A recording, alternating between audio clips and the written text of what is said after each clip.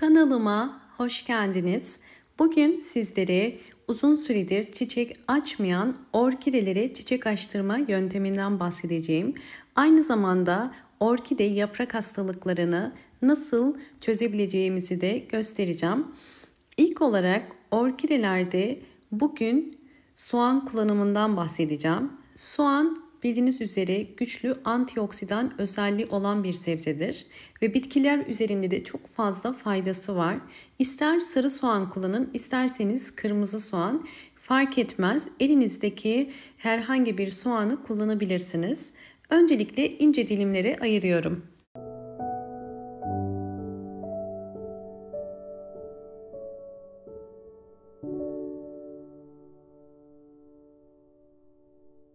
İnce dilimlere ayırdığım soğanları bir boş kasenin içerisine koyuyorum ve üzerine kaynar su ekleyeceğim.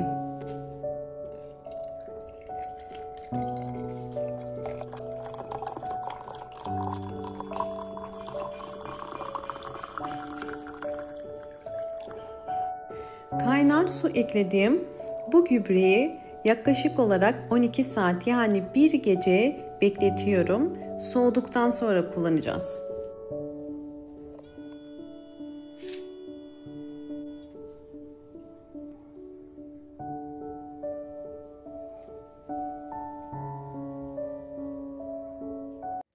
Soğan suyunu bekletirken birinci püf noktayı geçelim. Orkide çiçek dalındaki çiçekler döküldüyse ilk yapmanız gereken bu dalı budamak. Burada dikkat etmeniz gereken, bakın bunlar boş boğumlar. Yani çiçek açıp döküldüğü boş boğumlar. Budama yaparken sadece dolu boğumları bırakıyoruz. Yani bu şekilde üzeri kabuklu olan boğumları bırakıyoruz. Bunların içerisinde küçük filizler var. Dolu boğum ile boş boğum arasından keskin bir makas ile bu dalları kesmemiz gerekiyor.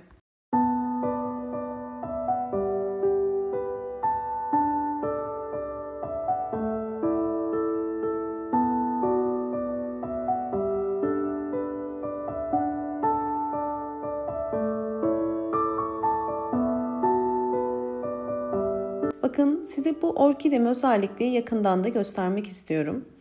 Bu orkidemin dalının sararmasının nedeni bu orkidem yaklaşık olarak 3-4 dönemdir çiçek dalı çıkarıyor. Bakın hemen anlayabilirsiniz. 3. budadığım dal bu dal ve bu da bakın 2. çiçek dalını çıkarmış olduğu bir dal. Ve bu tarz durumlarda orkideler durmadan çiçek dalı çıkardıkları için kısa bir süre sonra artık yorulmaya başlarlar ve yeni çiçek dalı çıkarırlar. Bakın gördüğünüz üzere bu yeni çıkardığı çiçek dalı. Diğer dallar ise birkaç dönem üst üste çiçek dalı verdiği için artık bu dallardan sararmalar olabiliyor. Bu tarz durumlarda yapmanız gereken en alttan kesmeniz bakın. Çok fazla uzun kesmenize gerek yok. En alttan tek hamlede kesin.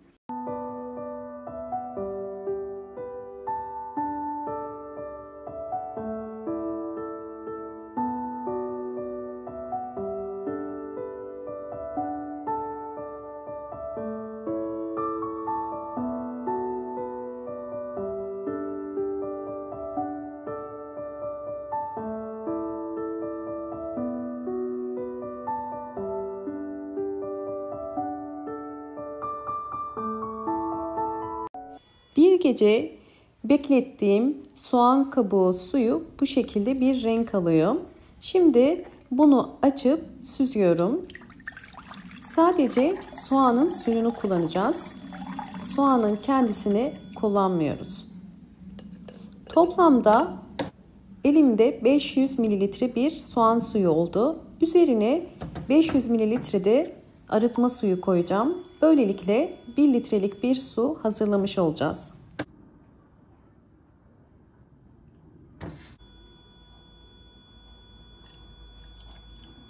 Soğan suyunu iki farklı yöntemde kullanacağım. Birincisi orkide yapraklarına, ikincisi ise orkidelere gübre olarak verimini göstereceğim.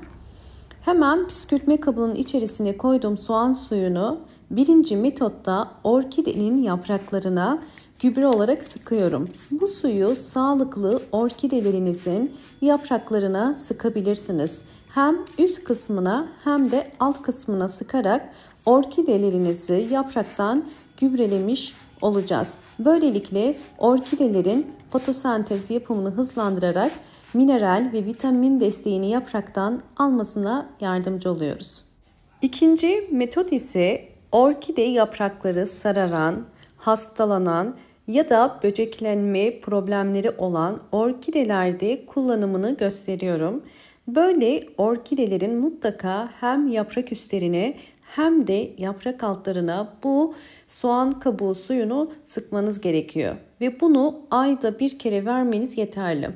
Eğer orkidenizde böceklenme ve hastalık varsa haftada bir kere bu soğan suyundan sıkarak böceklerin tamamen orkidenizden kurtulmasına yardımcı olabilirsiniz. Gövde kısmını da sıkabilirsiniz. Bu işlemi uyguladıktan sonra mutlaka orkidenizi bol ışık alan ve havadar bir yerde bırakmanız gerekiyor. Üzeri bu şekilde kuruyuncaya kadar bekletiyoruz. Evet, orkidelerimin tüm gelişimlerini sizlerle paylaşacağım. Öncesinde videomu buraya kadar izlediyseniz ve beğendiyseniz hemen beğen tuşuna basıp kanalıma da abone değilseniz eğer abone olarak bana destek olabilirsiniz. Şimdi sonuçları gösteriyorum.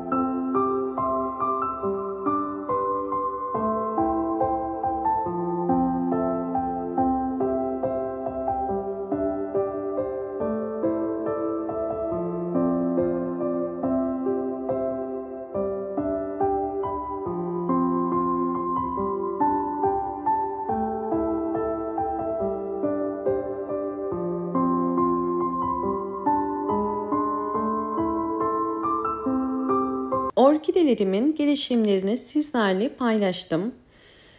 Şimdi orkideleri su ya da gübre vermeden önce dikkat etmeniz gereken orkidenin suya ihtiyacının olup olmadığını kontrol etmek. Bunun için köklere bakıyoruz. Kökleri eğer bu şekilde beyaz ise orkidenin su ihtiyacı var demektir. Fakat eğer kök rengi yeşil ise suya ihtiyacı yoktur. Üçüncü metotta orkidelere gübre verimi. Eğer orkidelerinizin kökleri sağlıklı ise ve uzun süredir çiçek açmıyorsa soğan suyu ile orkidelere çiçek açtırabilirsiniz. Her bir saksıya en fazla 8 yemek kaşığı kadar verebilirsiniz ve bu işlemi ayda bir kere tekrar edebilirsiniz. Böylelikle hiç çiçek açmayan orkideler zaman içerisinde çiçek açmasını kolaylaştıracaktır. Sizlerle bu tarz gübreler sonucu orkidelerde nasıl değişimler olduğunu da paylaşmak istiyorum. Eğer videomu buraya kadar izlediyseniz ve beğendiyseniz hemen beğen tuşuna basıp kanalıma da abone değilseniz eğer bana destek olmak için abone olabilirsiniz.